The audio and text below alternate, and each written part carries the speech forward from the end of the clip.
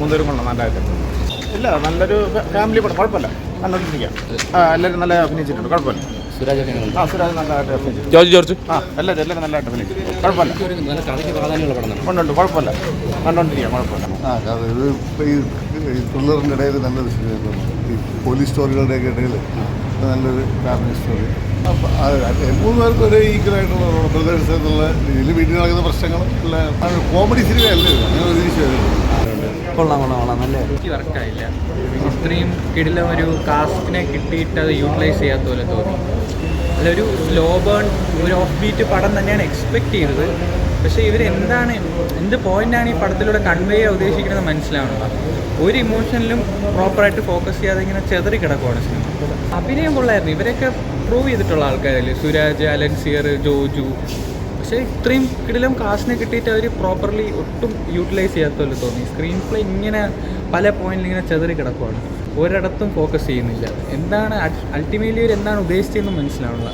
Comedy ഒന്നുമില്ല, ഭയങ്കര ഡാർക്കായിട്ടുള്ളൊരു slow burn സിനിമയാണ്. എനിക്ക് ഒട്ടും വർക്കായില്ല. ചിലപ്പോൾ ഇഷ്ടപ്പെടുന്നവർ കാണും, എനിക്ക് വർക്കായില്ല. ഒരു ഡിഫറൻസ് മൂവിയാണ്. സാധാരണ ഒരു കോമൺ ഓഡിയൻസിന് ഇഷ്ടപ്പെടുന്ന തരത്തിലുള്ള പടമല്ല. ഇത് വളരെ സ്ലോ ബേണായിട്ടുള്ളൊരു പടമാണ്.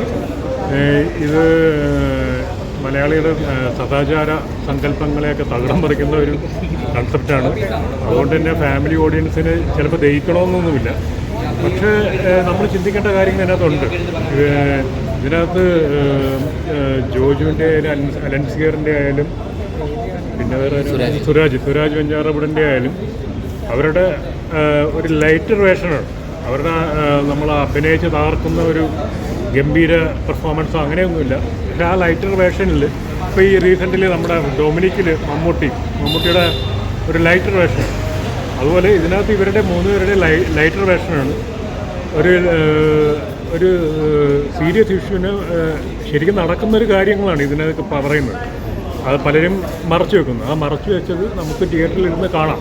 പല കുടുംബങ്ങളിൽ ഇതൊക്കെ സംഭവിക്കുന്നതായിരിക്കാം. അത് വളരെ സിമ്പിളായിട്ട് ചെയ്തിട്ടുണ്ട്. വളരെ ക്ഷമയോടെ കണ്ടിരിക്കുന്നവർക്ക് ഇത് കണക്കാവും.